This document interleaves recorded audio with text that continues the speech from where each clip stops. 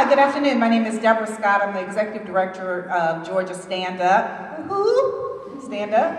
And the founder of Georgia Trade Up. And I'm actually a product of the Atlanta University Center. When I hit Atlanta in the 80s, I won't say the year, but the 80s, early 80s, I actually had already met Reverend Lowry when I was in 10th grade in high school. And so when I came to Atlanta on the Greyhound bus, my mother gave me $50 as my inheritance for college.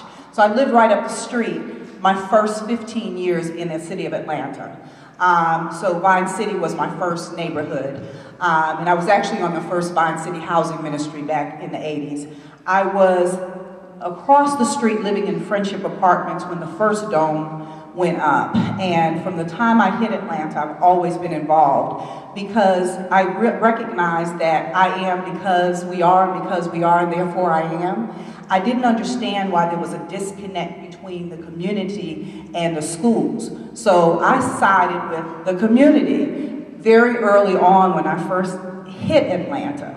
And so for those of you who are in sororities, I was Madam X on my line from early on. But since then, I'm the executive director of Georgia Stand Up, and we actually were a part of a coalition that actually put the language into the community benefit agreements for the stadium, the very one that we're fighting now.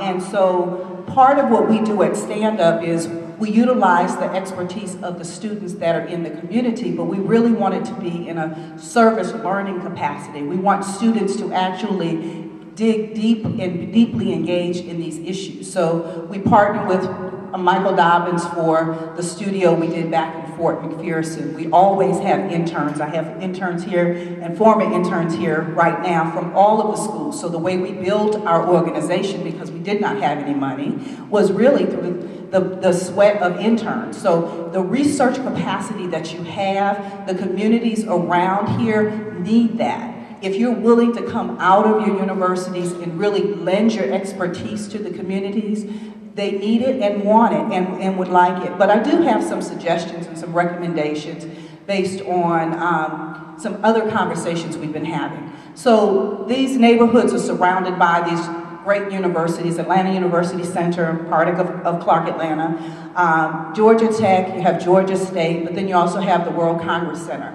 These are considered anchor institutions. And anchor institutions have a responsibility to the communities that they surround.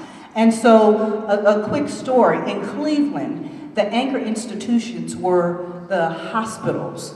And so there was a movement to look at the procurement of the hospitals in Cleveland and to leverage that for jobs for the community. So the first thing they looked at is how much the hospitals were spending on the laundry services. And so the first business that was created was a laundry service for the hospitals. That's a $15 million project, and they're creating jobs, and it's a community co-op. The second thing they saw is that the hospital was putting solar panels on top of the hospitals.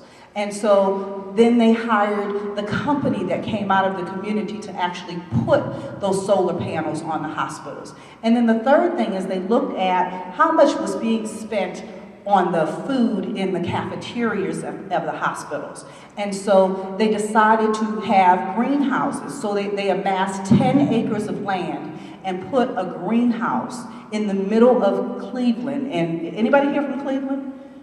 Okay, in the hood in Cleveland, let me just say it that way, is this huge industrial greenhouse that is a community co-op and is now growing the food that is actually being eaten at the hospitals. So what could we do if the anchor institutions here in this region, whether it's the landscaping businesses, what if we looked at the procurement of the landscaping companies related to the AU Center and Georgia Tech and Georgia State and the World Congress Center? Could that create jobs in a business for the community?